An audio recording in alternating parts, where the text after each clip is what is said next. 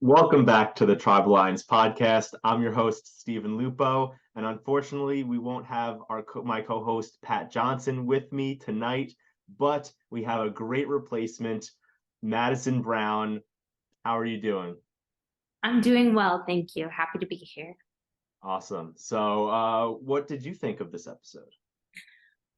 Excellent question. I didn't think this was a bad episode. I thought there were lots of significant things that happened, and I have like lots of notes that I can't wait to discuss. I think it had a disappointing ending, however, that there was still plenty of content that was all the Survivor that I needed. Yeah, definitely a disappointing ending. Hate having two quits in 4 episodes, but nonetheless, it's Survivor, and we had our very first tribe swap of the new era, which I'm very excited to get to talk about with you in this podcast. Um, but the episode started off with Lulu coming back from their tribal, and Sean says, "Good job, guys. I didn't see it coming." He was shocked that Emily and Caleb had gotten so close to the point where they could pull off this blindside. He's hoping that they see a path forward with him, but he knows now that he's at the bottom of the Lulu tribe. Sean says to Caleb, "It was never my first idea to vote you out." And then Emily says, "Then it was me." And then they laugh, and Sean says, "This game, what the hell are we even doing?" I thought that was so funny. Yeah, because there's only two people that you could vote out. If your idea wasn't Caleb, then obviously it was Emily. There's no getting out of that for Sean, so he just started laughing. I thought that was great. Um, and Absolutely. yeah, and then Sean was praying for a pre-merge tribe swap, and that's exactly what he's gonna get. So we go into the tribe swap. Well, could Um, I could I speak on after yeah, Lou? yeah, absolutely.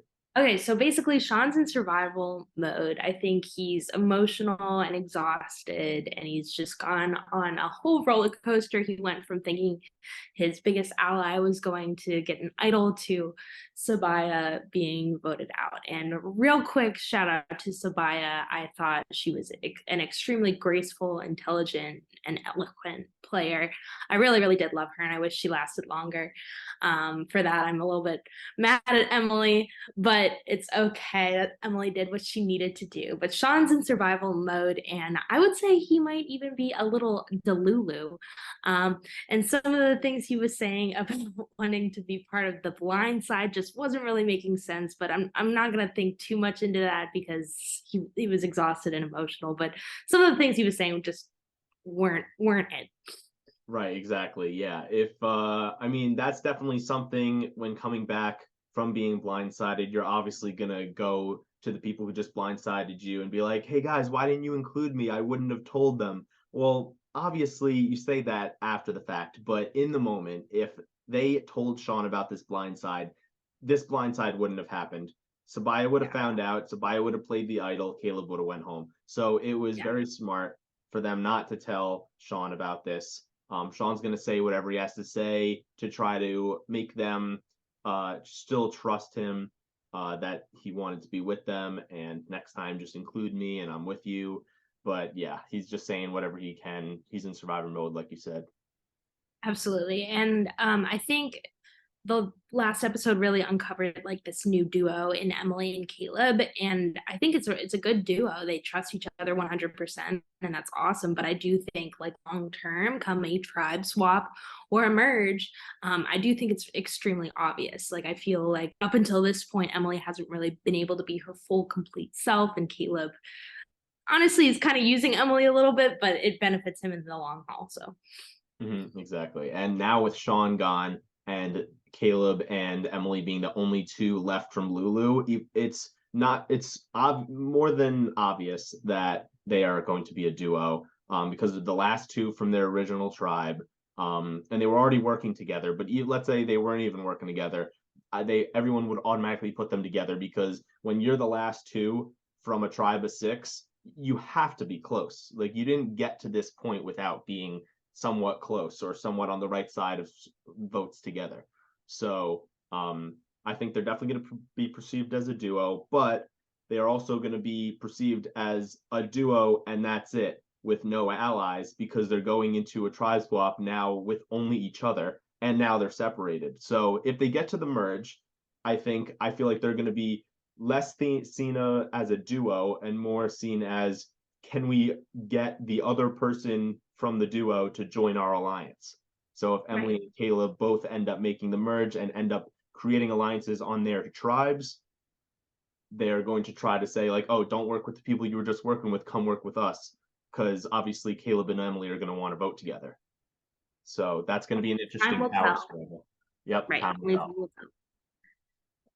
So yeah, so we get to what everyone probably thought was a challenge, and turns out it's going to be a tribe swap. And get before everyone finds out about this tribe swap, they first find out who gets voted out, and they find out Sabaya was voted out, and everybody was extremely shocked. They thought that, Same. she was a strong member of the tribe, a voice of reason, possibly someone who was running their tribe. They thought maybe an idol play happened or some sort of like blindside or crazy tribal council, and they were right.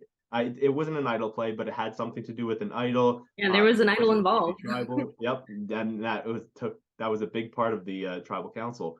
So yeah, everyone was shocked. I personally, before they talked about, oh, like Sabaya being like this big person on their tribe, that's why they were surprised. I think they were also surprised that Emily is still in the game. The amount of from talking to Bruce in the very beginning to Brandon telling Drew and Bruce that Emily is the next one to go, and then two tribals later, Emily's still in the game. I think everyone Yeah, not only was shocked that Sabaya went home, but that Emily is still around. 100%. 100%. Yeah. So yeah, so we get the first tribe swap of the new era. We have Reba is now four Rebas and one Lulu. We have Sifu, D, J Maya, Julie, and Sean. On Lulu, we have four Bellows and one Lulu.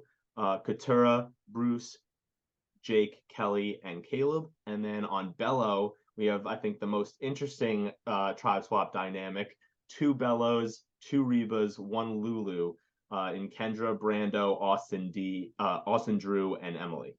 I think these are definitely going to be interesting tribes. I can't believe all of the Lulus were separated. I thought it would be maybe a 2-1-0. It's pretty crazy that they were all in separate tribes. But I mean, it's kind of nice seeing them all separated, because then we get to see how they're going to be, how they're going to do well in trying to make new alliances with new people. And then when we get to the merge, if they're still around, then it'll be interesting to see how their new allies try to work together with the people from Lulu. So like I was saying earlier in this podcast, if Caleb is working with Bello, and then Emily decides to, let's say, work with Austin and Drew and be with the Rebas, then the Rebas and the Bellows are probably going to go after each other. So if one of them is on one side, one's on the other, and Caleb and Emily are working together, that's definitely going to be interesting to see play out. So yeah. What do you think of those tribes right when you saw them? Yeah, so this is the first tribe swap in the new era. It's a big moment, but numbers wise, like going into it, like we kind of knew it wasn't going to go well for the remaining three Lulu. Just like numbers wise, it wasn't looking too hot. So at first look, my thoughts were like Sean screwed, Caleb screwed. But there's always rifts, there's always things you can do. So like it wasn't looking too hot, but Survivor's a very complex game. And I think even Caleb at one point in the episode said that like there's always going to be rifts, there's always going to be cracks that you can kind of scurry on into and try and get yourself out of a little bit of a mess. Plus, all of these people are used to fighting every single round. So from that to that extent, like it's not the worst thing for Lulu, because also there's three of them and there's three tribes. Two people for the first time ever are going to win an immunity challenge. So fire, a new Right. experience, a new a new Survivor thing off the bucket list. So but New Belo is the only one with somewhat of an equal swap. So I think going forward, that's going to have the most interesting like tribal discussions. Yeah, and it's very interesting that Emily, of all three Lulus, is the person put on that tribe where she's in a swing position because, from the beginning of this game, it seems like she's been on the bottom, other than Caleb's small little alliance that he had with her that helped her in the last vote. But pretty much the entire time, she's been on the bottom, and now she's in a power position, which is wild because Caleb, for most of the pre-merge, has been in the power position other than last tribal. And now he is in a position where he is on the bottom and he needs to try to find a crack. So it's definitely going to be interesting seeing that. And then same with Sean. He has to try to find a crack in order to stay in the game. Uh, so we go to Lulu, and let's talk a little bit about what happened with Lulu this episode. So we find out it's Tika's beach, and Bruce is having a tough time. He starts crying when everyone is hugging. He could literally see the spot on the beach that he was taken away by medical. That must have been really tough for Bruce. Yeah, absolutely. And I think all of the new tribe is like celebrating a new beach. And then the camera pans over to Bruce, who's like crying. And Bruce isn't like that much of an emotional guy. I mean, we saw him crack his head open and he was emotional then, but otherwise, like not an emotional guy. So that was like I was like, what is going on here? I don't understand. Is there something that I'm missing? And there was. But I definitely understand that like flood of emotions, especially because they've been out there a few days and like emotions are high to begin with. So that was surprising to see. But the tribe comforted him, and then they kind of get down to he has like this switch that he just like switches gears, and then he starts like strategizing and everything. And right away they go into like this fact checking new information with the addition of a Lulu member. Right, yes, exactly. Katura asks Caleb to say what Brandon told him before Bruce says anything because she thinks that maybe Bruce is lying and wants to just make sure. And Bruce realized that the reason why she did that was because she thought he might be lying, and realizes that he's been weary about Katura, realizing they haven't had the perfect relationship that he expected to have. And he wants her out because he doesn't trust her. Yeah, I think Um, it was a big mistake of Katura to kind of do that in front of everyone, like including Bruce. Like, I totally understand why she asked the question. Like, I 100% would have as well. But I think doing it right in front of Bruce, it was a little bit obvious what she was up to. And the way she delivered her question, too, was a little bit like acute, like, it's a little bit of an accusation almost. She was just like, and how she was comparing, oh, but what did Brandon say, and what did you do, Bruce? It was a little bit suspicious. So mhm. where this Katura thing, we've seen it, Katura and Bruce be, it was a little bit one-sided. Now it might be two-sided, and there might be butting heads in the near Right. future. Yeah, exactly. Um, and I feel like for those kinds of things, when you come back from a journey, I can definitely see you lying if you got an advantage and saying you didn't risk your vote.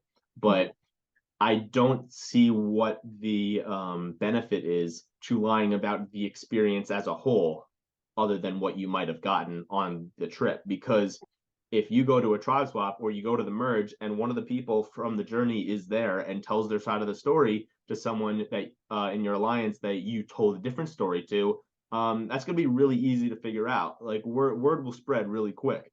So in that sense, I think Katura was very dumb in saying that in front of everybody.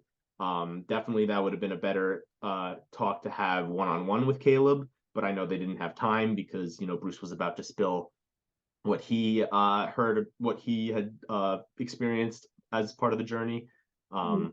But yeah, like if I was Katura, I wouldn't have even said anything because he might have been lying about the advantage, but I don't think he would have lied about the actual journey because that would have bit him in the ass really quick. And then after that, we kind of see these semi divisions. It's still a work in progress, seeing like how this tribe is going to work out. But we kind of see Bruce, Jake, and Caleb get together and some sort of bro deal. Jake feels like this one to look out for Caleb, but he also just like doesn't want to risk his own game. Totally understandable. And then we also see Katora and Kelly, but in previous episodes, Kelly worked super hard to make sure that she was good on both sides of her OG Belo tribe. So we'll see what happens there. But I think the most pivotal moment on Lulu Camp was when Katura shared the info about Bruce to Caleb.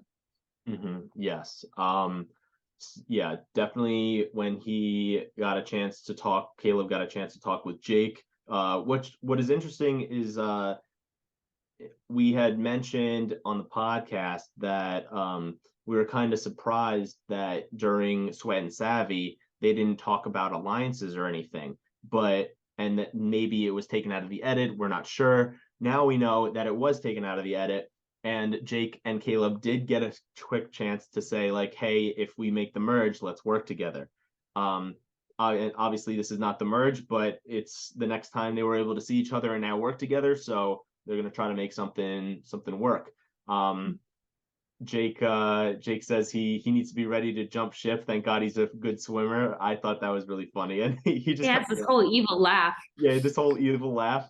Um, that made me die laughing. I thought it was a little too much, but that's why I was dying laughing. I think the producers just got to be behind the camera, like edging them on and like matching their energy, because the only way that he would possibly just like start like cackling like that is if the producers like behind the camera like ha, ha, ha. No, right, that's a good one. That's a good point. They probably were doing that, honestly. Yeah. So yeah, Kelly says, like you said, was trying to make sure she was in the middle on her Bello tribe. And she said that if she was swapped over with all the Bello girls, she would have worked with the Bello girls. If she was swapped over with majority of the Bello guys, then she would lean towards possibly working with the guys. And that's why she made sure that she was playing both sides so that if they went to a vote, or in this case, if they had a tribe swap, she would be good to go in the majority if she was swapped with other Bellows. So because there's Jake and Bruce, two of the three guys, and Kelly being one of them, she really needed both girls to be there in order to really want to be able to work with the girls. Now that it's just Katura and two guys, the majority is with the guys. So it seems like Kelly is leaning towards wanting to work with Bruce and Jake at this point, but we won't know until they go to tribal. So this kind of puts Katura on the outs if they decide to turn on one of their bellows and use Caleb as a number going into the merge. Katura, like you said, had talked to Caleb and talked about Bruce, how on their tribe that he would have been the next one to go. And Caleb loves that someone finally gave him information about their tribe dynamics. Even though Jake and Bruce and Kelly kind of said that they want to work with Caleb, bring him in, Katura actually gave information about the tribe dynamics. He appreciated that a lot. So right now, we're not 100% certain where Caleb wants to go. But if Kelly is being truthful about thinking the numbers is with the guys, then Katura is on the outs. And even if Katura wanted Caleb to go after Bruce, she would need Kelly's vote again. So it seems like yet again Kelly is the swing vote on this new Lulu tribe. Awesome. Also, Bruce tells Kelly that she's his number one, which I don't think that's true, but I Bruce, think it's Jake. I think it's Jake too. But he's just trying to make sure that Kelly works with him and Jake, and so that is a majority right there. Yeah. Because he already knows that he's close with Jake. He needs one more. Telling that to Kelly, that's very smart. I mean, I would do the same. So that was a good move by Bruce. We don't know if Kelly 100% believes in that, but she definitely said she's glad she heard that. Yeah, makes her feel good. So. And Katura's montage on how much she hates Bruce, I thought that was hilarious, especially when she made all of the funny Bruce faces and noises. That cracked me up. Yes. So I want to get your opinion on where Caleb is going to go. Where do you think Caleb is looking if he becomes in a swing vote type position? Um, and it is going to be a Katura versus Bruce. Who do you think Caleb's going to go with and why? I think he's honestly going to go with Katura. I think there's going to be more complex things to that because Kelly's there and Kelly has a very important opinion on this tribe. But I think that little piece of information that was included in the edit of Katura like sharing that info about Bruce, I think that's going to go a long way because that's something Caleb seems to have wanted this entire game. And the fact that she was first is pretty significant. But that being said, I don't necessarily think if they go to tribal council, he's going to be the one. He's going to be good to go. Like I still think there's a chance that they might gear up and point their guns at Caleb, but we will see. Yep. Yeah. So if Caleb ends up being safe and it becomes a Katura versus Bruce, it might be Kelly and Caleb kind of in the middle at the swing vote position instead of just Caleb because they need three. And if Kelly's going to work with Katura, they need Caleb. And if Kelly's going to work with the guys, they don't really need Caleb. Caleb will just be the extra fourth person to make majority against Katura. Right. And remember, Sabaya went home with an idol. So another idol must be at the Lulu Beach. And I saw in one of the promos that Katura was grabbing something that looks like a scroll sticking out of a tree branch. So there is a good chance that Katura might end up finding an idol or some sort of advantage that could prevent her from going home if the guys, Kelly all work together. So that is definitely going to be something interesting to look out for. Which Caleb would eat up. Caleb loves power and he loves to mooch off of anything that he can grab at. So if Katura does find something, Caleb's gonna be all over that. Do you think this is going to be an idol or do you think it'll be a beware advantage? I think it's going to have qualities that they're going to have to work for it again. I don't think it's going to be the exact same, like you got to burn in the wax, but I think there's going to be steps to get to an idol because it's still Survivor. Jeff loves immunity idols. I think it's going to be that. Okay.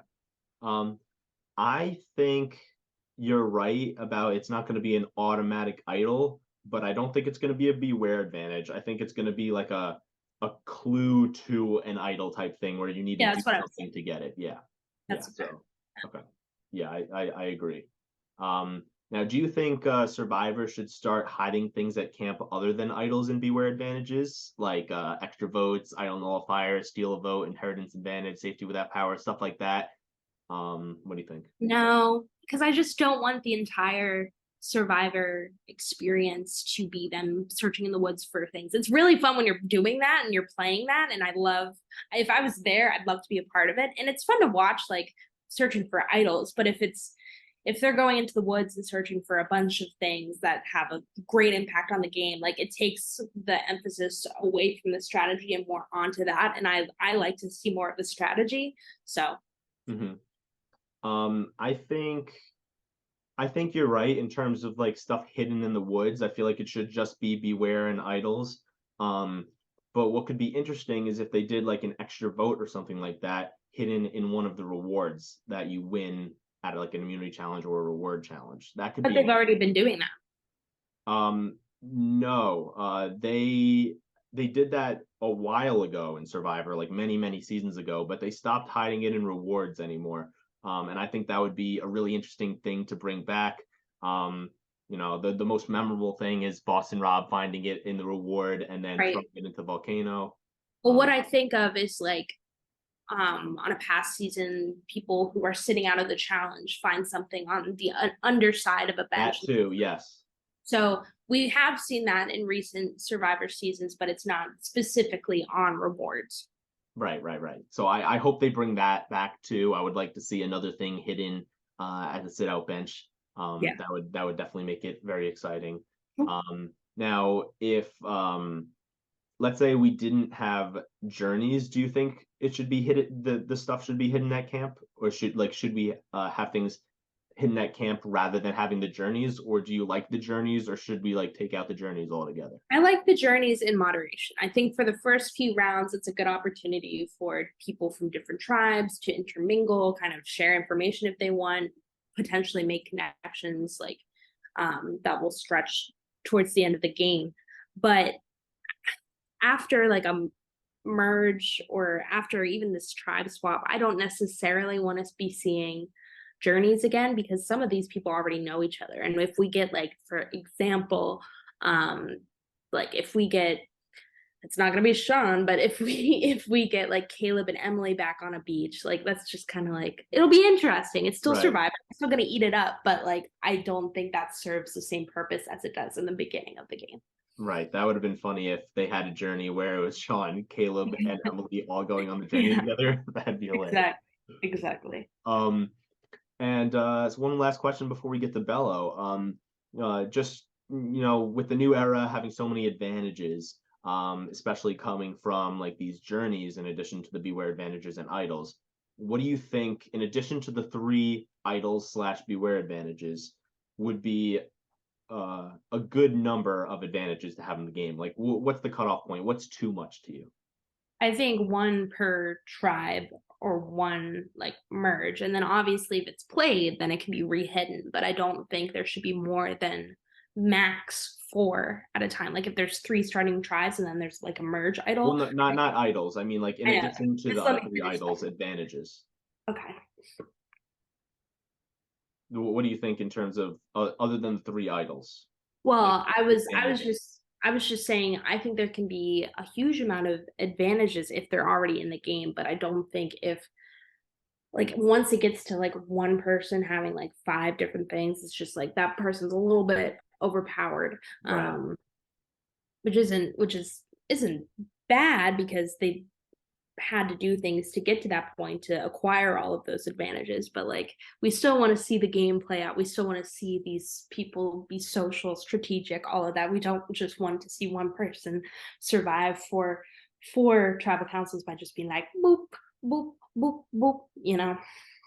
Right. Yeah. Yeah. Usually that's very unlikely, but you saw that with Drea in season 42 as she had a lot of advantages. I think that was the one time in many seasons that we saw someone have so many advantages. So that was interesting to see, but it overpowered her until the point where she got blindsided. But Exactly.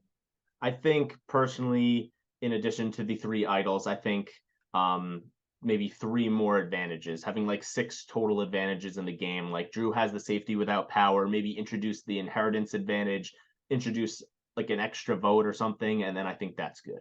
I think that's Okay. enough. More than that is a little overkill. Okay. Okay. So let's talk about Bello.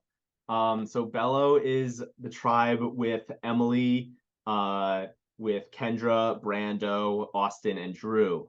And Emily is taking Caleb's advice about the game to learn to get to know people before jumping to action, which is great advice. And I'm glad Emily is learning from Caleb and becoming a better survivor player. She sees her first fire at camp, which must be an amazing feeling, especially after so many days of not having fire.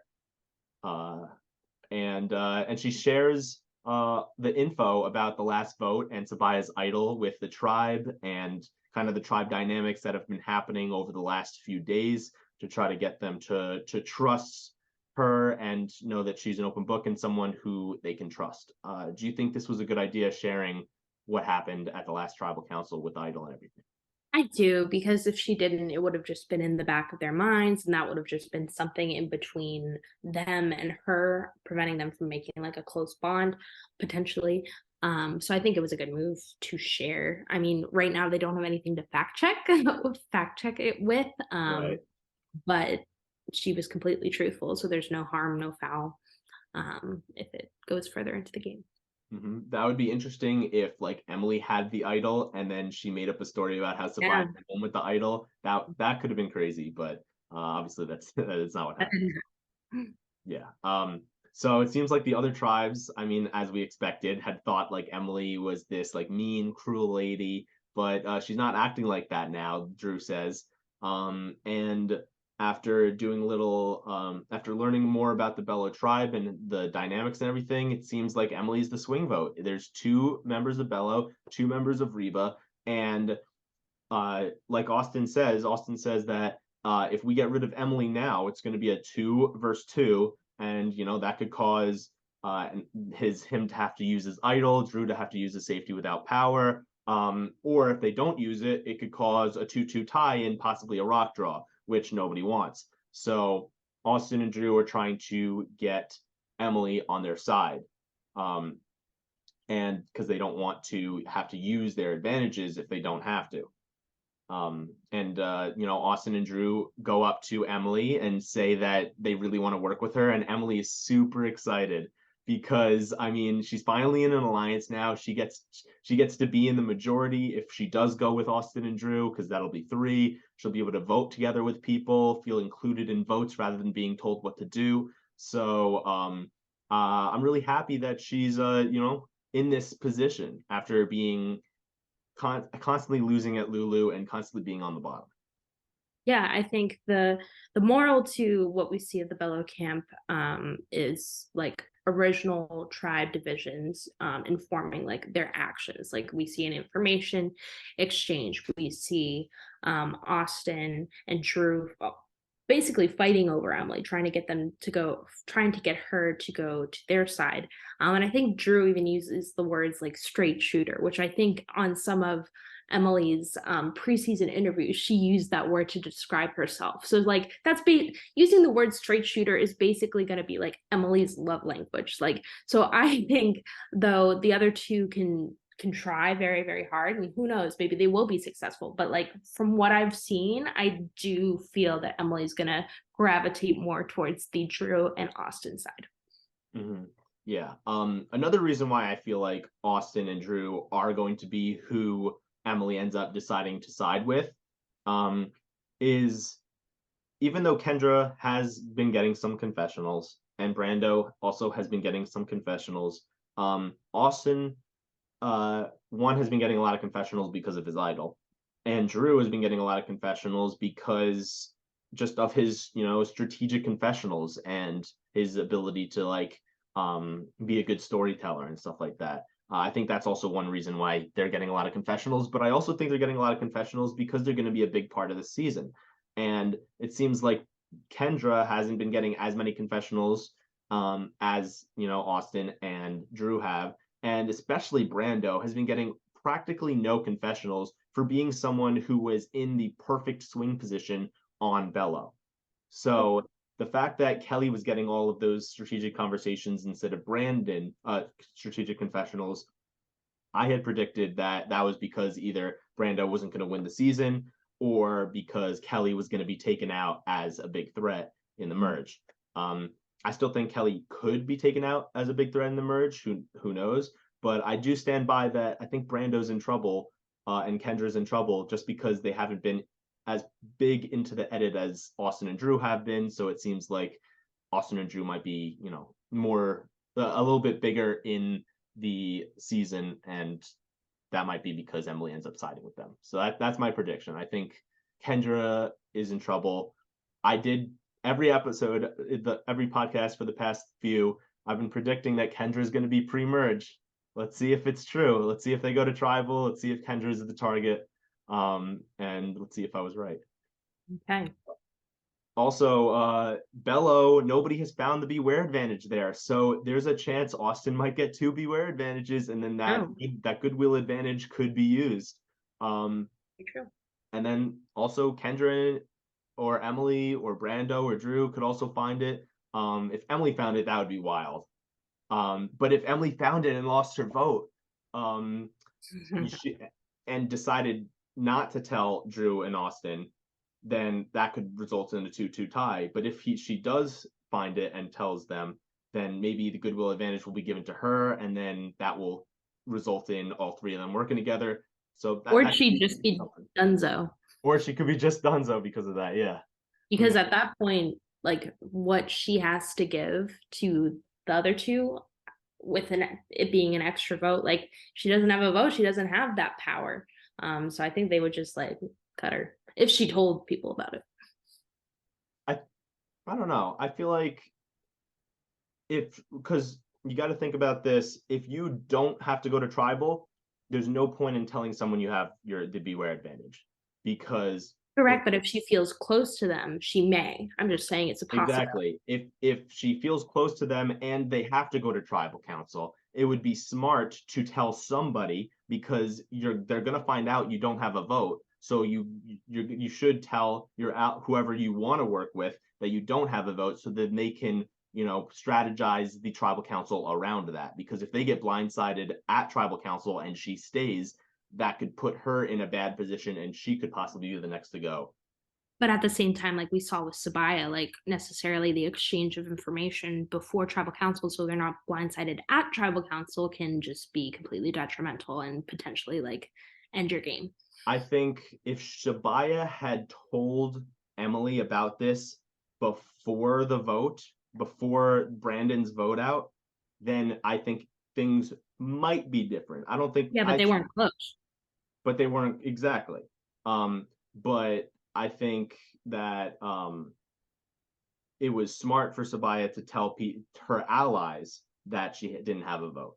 So if Emily is going to be allies with Austin and Drew, I think it would be smart to tell your allies that you don't have a vote and leave Brando and Kendra out of it if you're not going to work with them. Okay. Yeah. So then we go to the Reba camp. So let's talk about some Reba. So Sean, he comes in as the lone Lulu with 4 Rebas, and he's given off a lot of great energy. He brings so much light to the Reba tribe, which makes Reba really like him. And they feel bad because they want to keep Reba strong. So they're probably going to have to vote Sean out. But Jay Maya really wants Sifu out and tries to form an alliance with Sean to get Sean on their side so that if they do vote Sifu out, Sean will be able to work with them going into the merge if they make the merge together. Could I speak on that for a second? Yeah, sure. Awesome. So right away, like Sean and Jay Maya like have this bond and they just gravitate towards each other, which is really cool.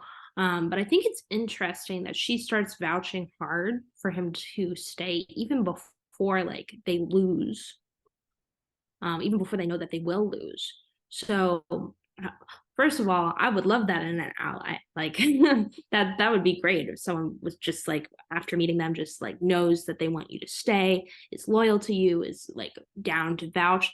But also, I think it might be a little bit too much in that like Julie right away gets a little bit suspicious. She's just like, wow, Jay Maya is really, really vouching hard for Sean to stay. Like I thought we were supposed to be tribe strong. And Julie also makes the remark that like they might struggle in challenges without Sifu, but I'll let you finish. No, yeah, I mean, you bring up a good point. I think that Jay Maya being a little too overly aggressive about wanting Sifu out might have been not the greatest move, but her bringing up, hey, like maybe we want to take Sifu out and replace him with Sean, and explaining the reason, which was that Sifu is someone who might not be someone they can trust going into the merge, and Sean doesn't really have anybody and seems like a really nice person, seems very trustworthy, could be a better addition to their alliance going into the merge than Sifu, especially because Sifu was on the outs and they couldn't trust Sifu at all because he was always looking for idols, and it seems like, at least from the edit, that he's not getting along with the Reba members as well as he really thinks he is. Like it doesn't seem like he's made any alliances. It seems like his only alliance is the Reba tribe. Just want like Reba strong. Like it doesn't show any strategic conversations with any of those girls saying like, hey, let's work together. It's more so like, hey, let's keep our tribe intact through this tribe swap. They Which also searched Sean's bag. and they yeah, right. So they end up searching Sean's bag, and I think it's really funny how they took one of their bags, practiced tying the knot the same way Sean had it. It was a And process. yeah, it was a whole process. I was getting nervous because it seemed like they were taking forever. I didn't think that J Maya and Sean were going to be at the water well for that long. They So probably also had to go to the bathroom. maybe they had to go to the bathroom and like whatnot. So they did end up having plenty of time, but I thought it was going to be a situation where they were looking through it and then they can see them coming. It's like, oh, quick, tied up. So yeah, I was getting nervous for them, but they did it in time. They looked through it, realized he didn't have anything. So they were at least feeling at peace with that in terms of if they did get Sifu out in this upcoming blindside, that if they wanted to get Sean out next, he wouldn't have anything. Yeah, But exactly. they were nervous that Sifu might have something, so they wanted to blindside him now while they all thought it was Reba Strong, because if it's all four Rebas, he can kind of sniff out probably that he's on the bottom of the girls. Right. Um and Talk about yes. So we're going to go to commercial, but when we come back, we're going to dive into the immunity challenge and everything that unfolded afterwards. So we'll be back soon. We are back with some more Survivor trivia brought to you by the Tribe Alliance podcast. Your next trivia question is, what was the most recent location that a Survivor season was filmed in, not including Fiji? So let us know, shoot us a DM, and you're going to have a chance to win a Survivor prize. Let's get back to the podcast. All right, welcome back to the Tribe Alliance podcast. And where we left off is the immunity challenge. So we go into the challenge. It's very physical early on with them having to lift that large, heavy cube, and then they had to shoot the balls into the baskets. What do you think about Reba in this challenge? I think it was a very, very physical challenge. Like there simply wasn't any puzzles. So Reba lacking a little bit of just the brute force strength. They do have Sifu, but like we saw on original Lulu, like having Caleb, like one strong person isn't gonna do you much good. You need a cohesive team. So I think like Reba definitely has a weakness there. Not to say they can't make up for it in other areas, but that was one thing that really stood out to me just at the start.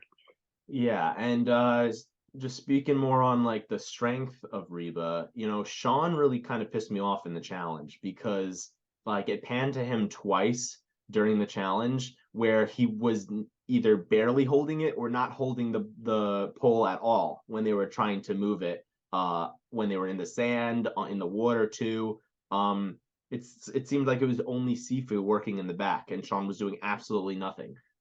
Which I understand if he's not able to help very much trying his best, but the fact that he wasn't barely grabbing onto the pole at all, it was just like, what are you doing? Like he wasn't helping at all. Not going to be a really big asset in the challenges. So I didn't really like that. Caleb has, throughout the whole season been talking in basketball metaphors in his confessionals. So when I saw there was the basketball challenge, I was like, oh, this is perfect for Caleb. Absolutely, Lulu is not going to tribal council. He's going to be the shooter. And that's exactly what happened. And he drained them really quick. I don't really know why Reba picked Julie to be the rebounder and why D even took a few shots before giving it to Sifu, because the baskets were pretty far away and pretty high up as as the baskets got like it went from the first one to the second one to the third one. So I didn't think she was gonna make any of the baskets, or definitely not the later ones. And Julie didn't seem like the person who would be like really quick with the rebounding. Interesting. Well, I think they based it off of who had the most energy getting onto the beach, and Julie had a lot of energy, and also Dee didn't make any shots until after Sifu missed a couple. So they Okay. was just like a little attempt for them to try something new, and maybe if Dee had like a little bit extra luck there, but she soon did not do that anymore. But it was only after Sifu like missed like 3. Okay, gotcha. Okay. Then all right, then that makes sense. But yeah, I mean, Julie, she might have seemed like she had a lot of energy, but I don't know. I feel like she looked like she was working pretty hard. Like she was grunting. She was like, "Come on, like keep moving." I don't know. I felt like D might have been a good person to be a rebounder. Well, just think they also had to pick a small person to be able to get out of the sand. That's true also. So yeah, I guess that makes sense. It would have to probably be Drew or J Maya. I mean Julie or J Maya, and I guess Julie had more energy than J Maya at the time. So yeah, okay.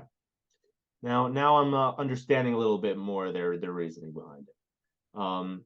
So then so Caleb for Lulu wins first place immunity, destroys every other team easily because he's great at the at shooting baskets. And then Bello ends up getting the win, and Reba is going to tribal council for the first time. Yeah, and I think we see a lot of emotion with Caleb winning for the first time, and also Emily winning for the first time. Both new tribes let those original Lulu take the immunity, and it was like a little bit of an emotional moment. But I thought that was nice of them to do. But yeah, very very emotional for the people who have not won an immunity challenge yet. Yeah, Emily's super excited. She's bawling out, crying, goes into Austin's arms, like won't let go, super happy, super emotional. And Caleb gets gets flint for the very first time all game. And so he's really excited about that. So, and then they both get to grab the idols from Jeff, which must have been an amazing feeling for them as well. So after the challenge, we go to Lulu for a short period of time to see Caleb, his experience with finally getting fire. And Bruce decides to play a little joke on the tribe, saying he didn't have the flint, but it was actually in his zipper pocket. And honestly, if I was there, I would not think it's funny. I would be like, come on, like don't mess with me. Like I want this flint. And obviously Katura was not having it because she hates Bruce. Katura's confessional with her just not saying anything, just shaking her head. Oh my god, that was priceless. I love that.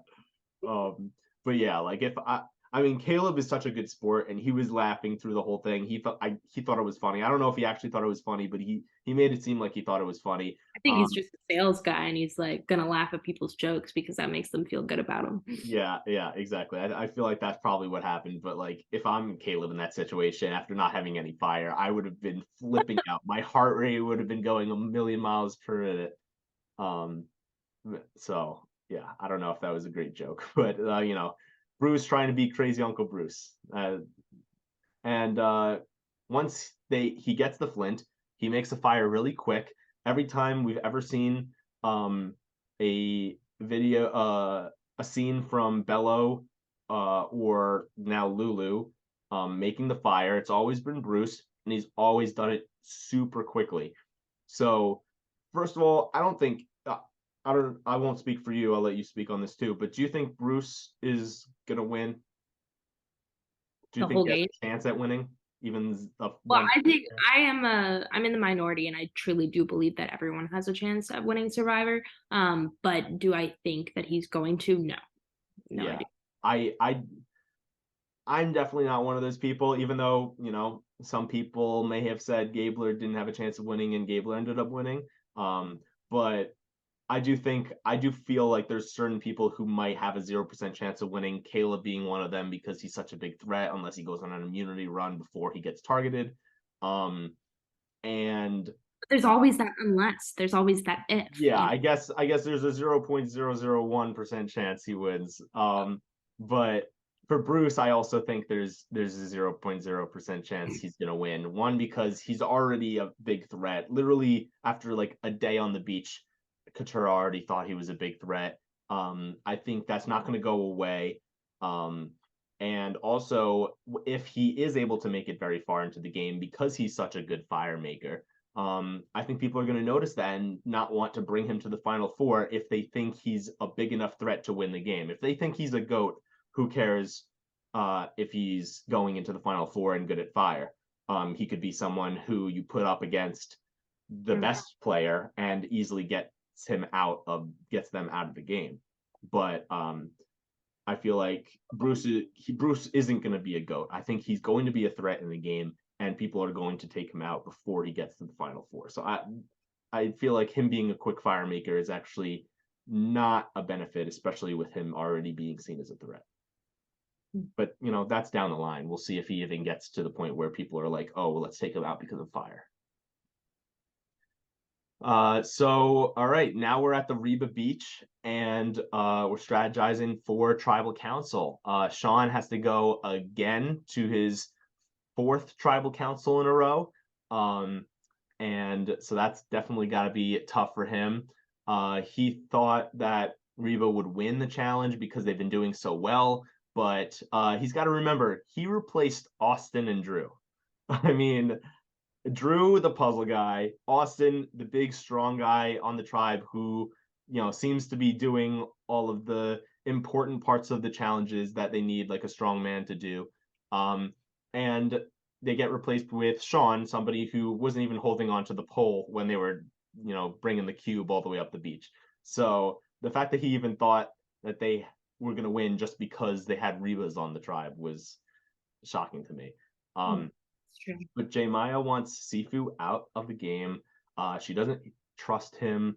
She'd rather go to the merge with Sean as a number than Sifu, thinking that if they get Sean out and then go back to tribal, then Sifu might have an idol and play it and send one of the girls home. But while it's 4 Rebas against Sean, Sifu wouldn't play the idol because he thinks it's Reba strong and they can successfully blindside him and get Sean out next time they go to tribal. But the thing is, Julie wants to keep strength for challenges. And she wants Sifu to stay, not necessarily because they want to go Reba strong, but because they want to be strong in general. And they want to win. They don't want to go to tribal council. Exactly. Like Julie said, like some people might think that the way to be safe is to have allies, but the way to be safe is also to win immunity challenges. And that's what Julie says. So Julie would rather have Sifu on the tribe compared to having Sean, because if they have Sean, then it's 3 girls and Sean. That doesn't seem like a very strong tribe when it comes to a physical type challenge. So that's something that they were thinking of. Now, Maya is on board for going after Sifu, but it seemed like Dee and Julie were not before the challenge, but now after the challenge, Dee is very into the idea of going for Sifu. Right. Now I want to get your opinion on this. Like, if you were in this position, as the girls, would you, knowing Sifu might not be someone you can trust, knowing Sean is terrible at challenges and an outsider of the Reba tribe, who would you want to vote out and why? Well, I would be different because I personally see myself like being the being close with Sifu. I feel like I would align myself with Sifu, but in like this example, I guess I think I would want Sifu to still be on the tribe, because similar to Julie, like at the end of the day, you want to last, and the best way to make sure you last with all the twists and turns that Survivor has to offer is to make sure that you win challenges and don't go to tribal council. So at the end of the day, I think it's important that they just at least have one person that's like the muscle, and Sifu does fit that. Sean unfortunately does not, bless his heart, but yeah. Mm-hmm. And they're definitely worried about if they vote out Sean and now they have the 4 Rebas and they go to tribal again, that Sifu might think, oh, it's 3 girls against 1 guy. Let me play my idol if I have an idol. But what you could also do is use your ability to lie and try to convince Sifu that you're with him and you guys are getting out whatever target he wants to get out. And then that is also another way to get him to not play his idol and get him out and keep your 3 strong. It's the same thing with shot in the dark. Exactly. And exactly, for the shot in the dark, you, in addition to not wanting to play the idol, if he doesn't have an idol, he could still play a shot in the dark and have a 1 in 6 chance of being safe. So I also thought it was weird at tribal council how they were being all like, oh yeah, 100% Reba strong, and Julie was like, yeah, like we were playing pretend with Sean and we're actually going to vote him out. Like the fact that they were saying all of that, I understand you want to say Reba strong in order to get Sifu to think he's not being blindsided, but if Sifu's hearing this, like I would be nervous that Sean might be playing his shot in the dark. If he's like certain that he's going home, I feel like Sifu should have like talked to Sean and been like, hey, who are you voting for? Because like if Sean voted for Sifu and correctly played his shot in the dark, Sifu's out of the game. True. So yeah, that's what I would be doing in that situation. If you knew someone was probably going to go home, to make sure that that person is not writing your name down because of the shot in the dark. Yeah. So I know you said that you would rather keep Sifu and vote out Sean because of challenge strength, right? Now I know that's this situation in particular, but like we are both people who play in Survivor LRGs, we play in Survivor online games. For you in particular, do you value loyalty over tribe strength? Let's say if you're at the final 15 of Survivor, a merge is coming in 2 or 3 tribal councils, the merge will be here. Would you at this point in the game value strength or value loyalty? Yeah, personally, I value loyalty a lot more. But the thing with Sean is like he also has 2 other people still in the game that he's going to be closer with. So like that would be another contributing factor to me, like choosing Sifu over Sean. It's like people know about Sifu. They don't know at this point really about Sean. They just know what he tells them about himself. So switching over to like in my games, I value loyalty more, but I also like base it more on like, are they close to the same people I'm close to? Like, are we able to get some numbers together and like make something happen, you know? But that's where I would think. Right, exactly. Yeah. In the games I play, I'm definitely someone who values loyalty over tribe strength because I mean, in the games we play, the challenges could be really anything. And it could depend a tribe that might not look strong could possibly be good at one of the challenges that we'll get. In the actual show Survivor, it turns out a lot of challenges are, very physical and very puzzle focused. So you want to make sure you have good puzzle people. You want to make sure you have good physical strength. For this situation, I feel like I would probably want to vote out Sifu just because if you don't trust him, even if he's in your numbers at the merge, that's going to be always at the back of your mind. You're always going to be paranoid. Is Sifu actually with us? Will Sifu find out that we aren't really wanting to work with him and try to work with someone else? Yeah, what do you think? Well, my thing is like, who else does Sifu have? Sifu just has them. Sean has 2 other people that might have their own advantages, their own experiences, their own stuff. As far as Sifu goes, like he's a little bit on the wild side, but he's like trackable in that like you know what he is. Sean, you don't know. Sean's just been very like happy, very positive, which is great to have on your tribe. But like everyone has another side to them. Everyone is not like always happy. So, and we see it later in the episode, like there's more to Sean than just being happy playing the game. So yeah, exactly. Another reason why I would think in that position, if I was them, I might want to vote out Sifu and keep Sean, is because even though Sean does have Caleb and Emily possibly to work with from Lulu if they make the merge with and some of the Lulus come with them, then not only do they have Reba, but there's a chance that Sean is able to get the other Lulu members to work with the Reba, and that will build their numbers. If they just keep Reba, and then let's say Caleb decides to work with the Bellows and Emily decides to work with the Bellows, then it seems like Lulu and Bello are going to team up against Reba. So that's something also you got to be wary of. Even though Sean will have other people from his original tribe that he wants to work with, that could be good, because then if Sean trusts you enough to want to work with you, maybe he could convince the other Lulus to join forces, and that will increase the numbers that they wouldn't have already had. But if they're nervous about Sifu because he might have an idol, they checked Sean's bag.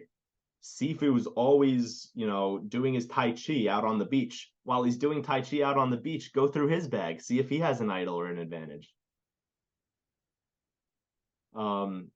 So now we get to tribal council, and Sean says that his true adventure of a lifetime isn't Survivor, but it's being back home with his husband, Matt.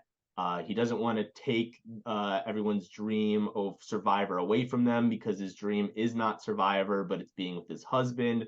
So he asks his tribe to vote him out. And Jeff pretty much says, Sean is basically engineering a quit. And Sean says the reason he wants to leave now on day 9 instead of day 26 is because he doesn't want to miss a single second he could have with his husband. I don't really get this, because when you go to Ponderosa after getting voted out, the pre-jury stays there until the jury starts, which might be around day 16-ish, right? So if he had made the jury, he would have only been away from his husband for 10 more days. So why quit when you are on Survivor? You've been dealing with these tough conditions. You actually have a chance to change your game by being aligned with Reba and then going into the merge. That could be huge for you. If they actually wanted to vote out Sifu, and you could have had another chance at winning $1 million and playing Survivor, and all you had to do was make jury and stay for 10 more days without seeing your husband, I think it's the dumbest quit ever to just have 10 more days with your husband. I don't know. What do you think? So it was incredibly disappointing. I do like Sean. I think Sean was a really, really fun player to watch, and he went through a lot on original Lulu. So this ending to the episode as a Survivor fan was disappointing, as a Sean fan was disappointing. But it did feel different than the first quit that we had this season, because there was more emotion towards it. There wasn't just like, oh, I miss my bed. I miss like food. I would like to watch in my bedroom on my TV, like that sort of thing. Sean, we got to see a little bit about what makes Sean, what he's been through. And I'm not excusing it. Like I'm not a fan of, I'm someone who wants to go on Survivor, just like many, many other people. If you're watching this, you definitely want to go on Survivor. So it's disappointing, but I do think it's important to say that it feels different than the first quit of the season. And the fact that he was fighting, at least at the beginning of the episode. He was trying to put on a brave face to original Lulu. He was trying to get in with his new tribe. I think something switched, maybe that happened, maybe off camera, that didn't make the edit. We didn't really see it. From our perspective, it kind of just was like a poof, like, oh, Sean's like quitting, like what is going on here? So it's just disappointing, but I don't know. Everyone's always saying like you can watch and make all the comments you want, and that's true. Like we're not the ones out on the island, but also, what you're signing up for, kind of, right? It's tough, but I do really like Sean, and he did well, and I could have seen him getting through, and he was going to get through the mess. Yeah, I definitely think it's a little bit different than the Hannah quit. Hannah quit because the conditions were hard, because nicotine, and Sean quit because he missed his husband. But it is both of them just seemed like weird reasons to quit. Hannah being only day 3, and then Sean's was more spiritual. But you go on Survivor to figure that out about yourself. Like I'm glad he was able to realize that his adventure is with his husband, and that he needs to spend every second he possibly could with his husband, and that's his dream and everything like that. But still finish the game. Like, that's awesome that you figured it out this early on in the game, but continue the game. Like, you signed up to play this game. I'm definitely with you there. Yeah. I know that people for the Hannah quit and probably for the Sean quit are saying like, oh, like I want to get on the show so bad and you took a spot for me and whatnot. Like, the more I think about that, I'm like, if they took a spot from you, like, why weren't you cast? Like, you obviously, like, you might get cast on a future season, but like I feel like the only people who should be saying that are the alternates of that season, who like actually could have had a chance to play if they figured this out earlier on. Yeah. um If I but could say one more thing, mhm, I think Sean, I said it was a more spiritual engineered quit. yeah. With Hannah, it was more out of like being uncomfortable. And this whole experience is about pushing yourself to your limits and finding things out about yourself that you didn't know.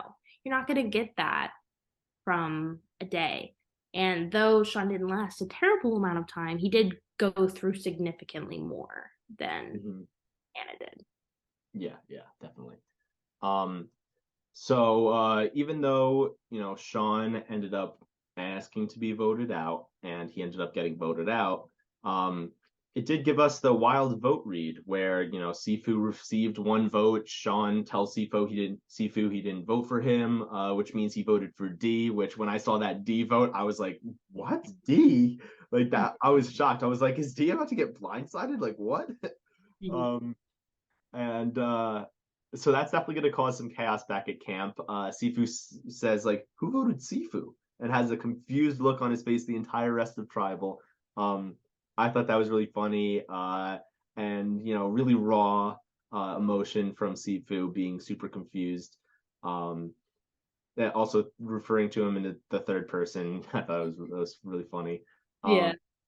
Um, uh, but so D mouths to J Maya before the vote after Sean says to vote me out, and mouths to J Maya and Julie to vote Sifu. And then Julie in her voting confessional says that she got a last minute audible that she was supposed to vote for Sifu. Now this, I feel like a lot of people that I've heard from about their thoughts on the episode thought that going into this tribal, Sifu was going to be going home, but then they changed the vote to Sean.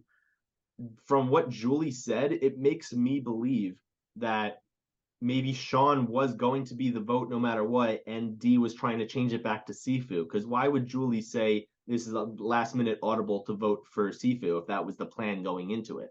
Um, Unless, sometime during tribal they all like looked at each other and were like, okay, we're definitely voting Sean now, and then switched it to Sifu. So I feel like they were gonna vote out Sean and they tried to switch it back to Sifu. What do you think was going to happen if Sean never like asked to be voted out? I think Sifu was gonna go. I think Yeah. Julie. I mean, there's definitely a chance that there's some truth to what you're saying, but I think the more likely situation was Julie was referring to the everything with Sean saying what he said. Then Okay.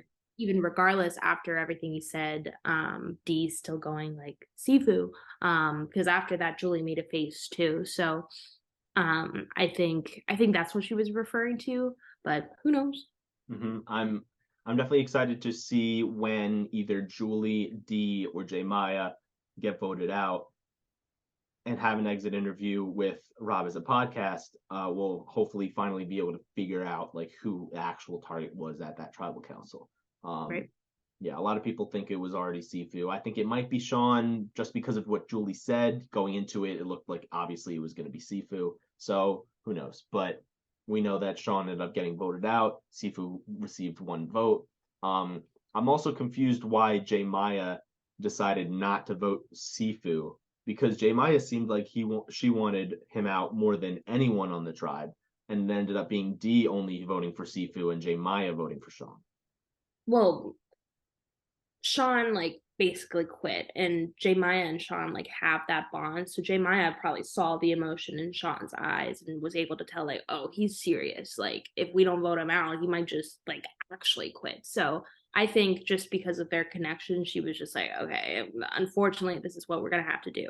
I don't think it was her like changing her mind or still um like changing her mind about Sifu and wanting him to stay. I just think she read the room and made her decision based off of that. Okay, yeah, makes sense. So this we get the scenes from the next episode after Sean gets voted out. Sifu is a volcano ready to erupt. I'm excited to see that play out. Brando and Kendra are trying to get Emily on their side. I don't think that's actually going to work out, but who knows? But I did see Austin say like this is war. Like we want to get revenge. I don't know what revenge they're talking about. So that'll be interesting to see what happens at the Bellow camp. And Jake has some sort of small seizure again, like he did in episode 3. Does Jake get medevaced? I'm nervous for him. That's twice in a row twice in a few days that he had some sort of small seizure, and that's not good. I don't know. Maybe he won't get medevac next episode, but like if that happens a third time, he might want to, get that checked out. What do you think?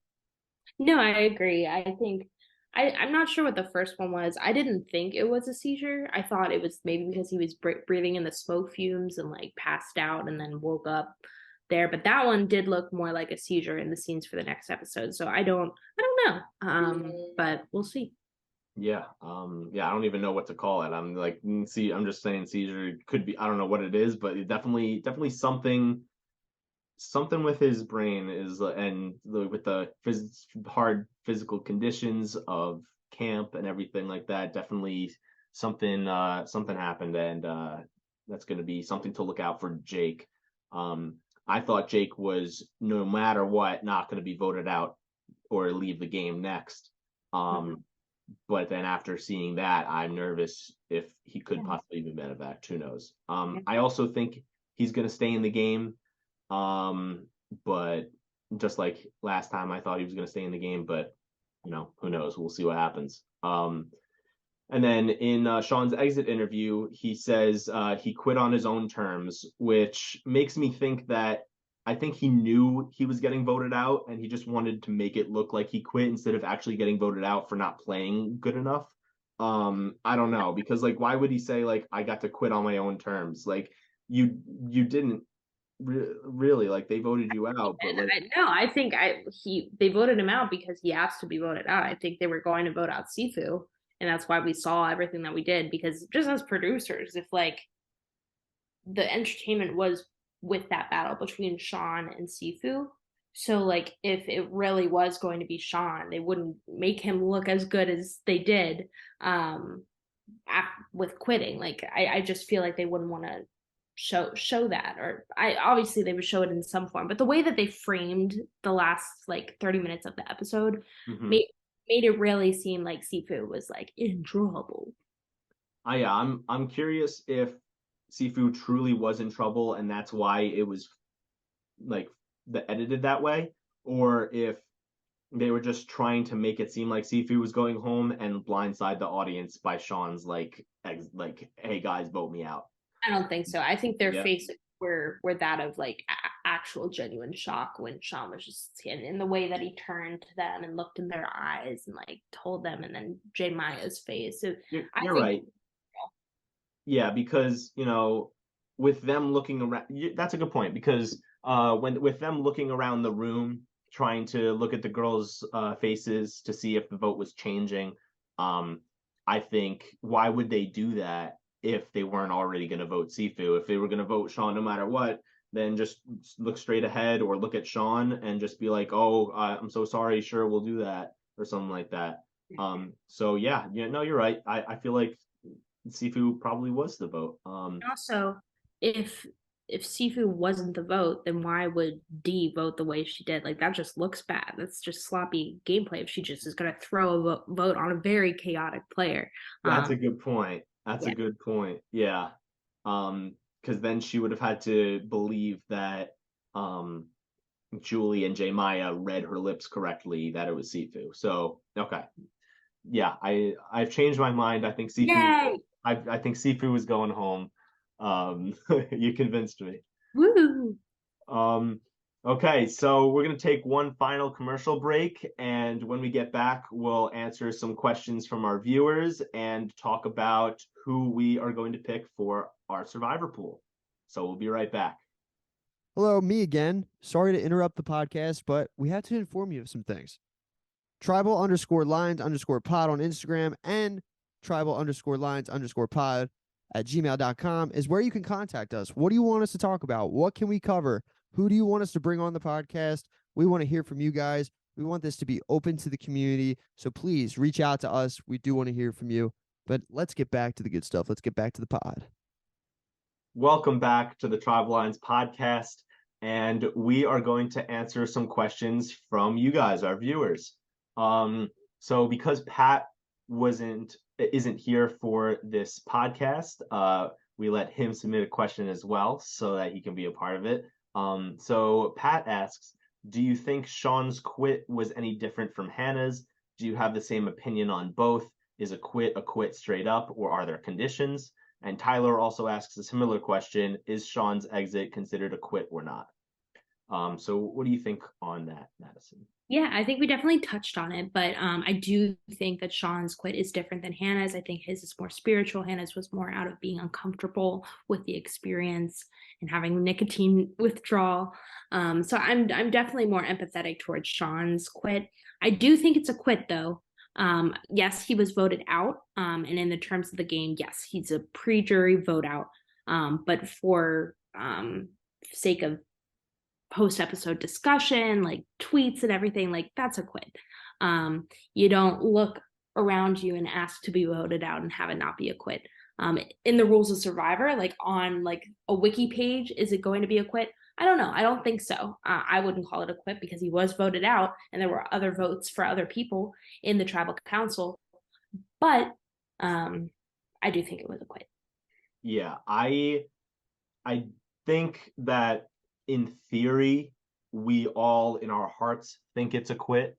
On paper, I don't think it's a quit because they did have the vote, they all agreed and whatnot. I think a quit is when only you decide you're leaving the game. So even Hannah's, I don't necessarily consider an official quit, but I think in our hearts it's a quit because you asked to be voted out. Anyone in their right mind to ask to be voted out is pretty much quitting the game because the whole point of the game is not to be voted out. Yeah, you're quitting, but gracefully. Yeah, exactly. I also think I would consider a quit someone who wants to leave, and also if they do have a vote, whether it's with parchment or saying it out loud, and you do go home, then you could be considered a quit. But let's say Seafood did get voted out even after Sean saying all that, and then obviously that's not a quit because there was official vote and Sean didn't go home. And if Sean kept playing the game, then it would be a different story. So that's why I think that in our hearts it might be a quit, but I don't necessarily consider this an official quit because, there was an opportunity for him not to go home and then it wouldn't have been a quit. What do you Kind think? of. I think that's the difference between him and Hannah.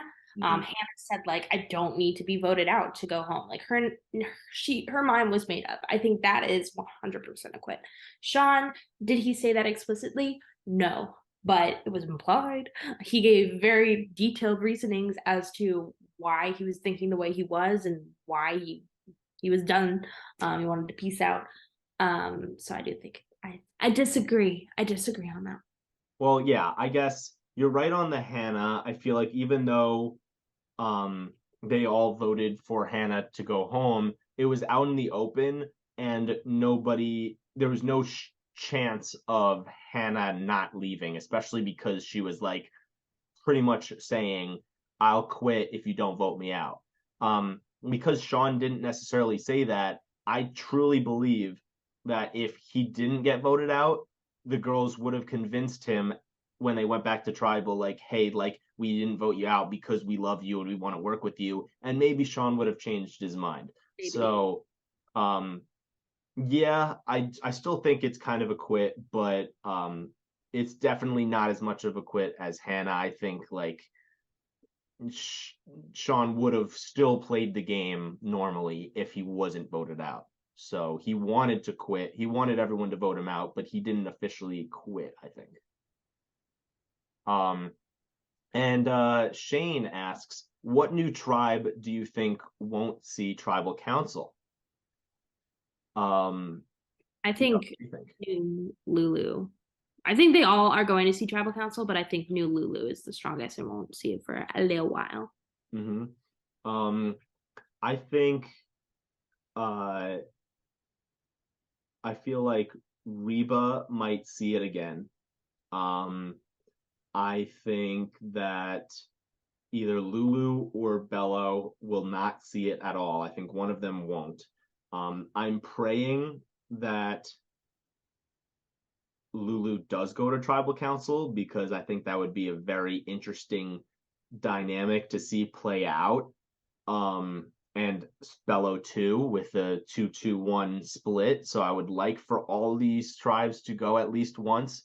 But if I had to choose one that won't go to tribal, just based on challenge strength, I feel like Lulu is going to not go to tribal. I think they're too stacked, and the fact that let's say they don't go to tribal, I can see a world where it's kind of like a Ellie versus Gabler type thing when we start the merge. It might be like Katura versus Bruce to start the merge out. I could see that possibly happening. Yeah, I also think Lulu. Awesome. So for our survivor pool, every time at the end of these podcasts, we give our survivor pool picks. I run a survivor pool with a bunch of my friends. We had 9 start out. We currently have 8 left in the survivor pool, Madison being one of them, who is also in it with Pat and I. So we will get her official pick for our survivor pool for this next episode.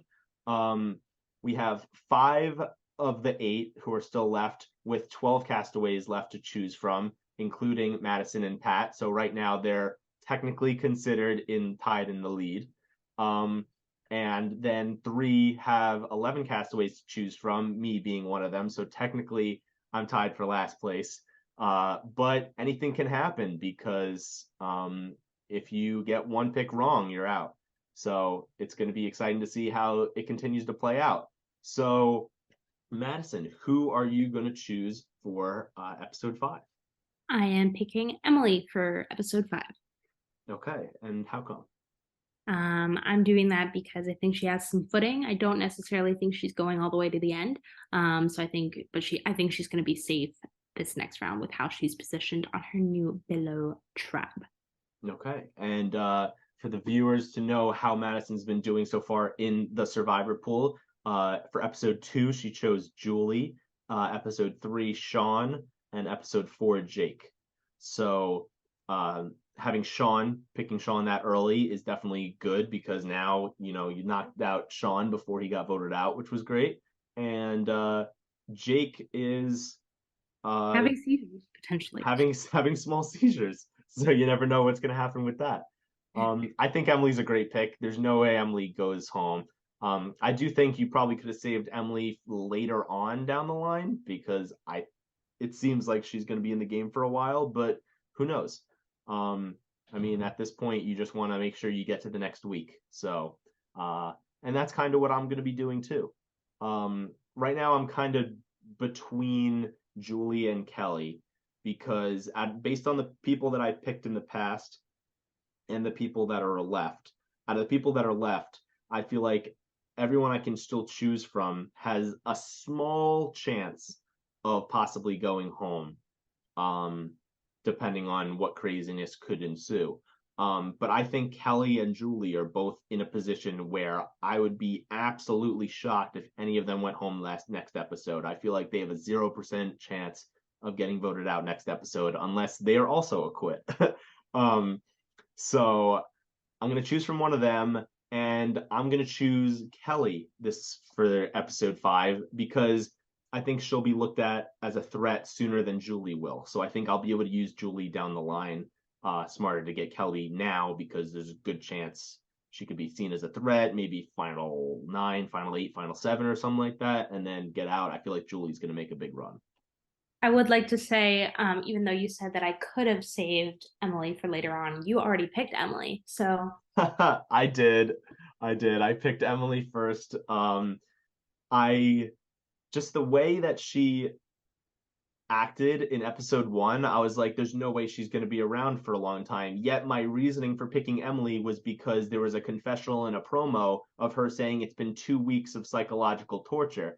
That means she must have been in the game for at least 14 days. So I could have saved it till like episode 5, episode 6, when like I know she's at least going to be there for 14 days. So yeah, that was maybe not the best move for me, but we learn and we move forward. live and we learn. We live and we learn. All right, so thank you so much, Madison, for coming on the pod. You were an amazing co-host. So happy for you were able to be here. Thank you. I enjoyed my time. I love Survivor, and I'm a big fan of the Tribe Alliance podcast. Awesome. Thank you so much. And so we will be back with you guys for another recap episode for episode 5. And I can't wait. See you guys.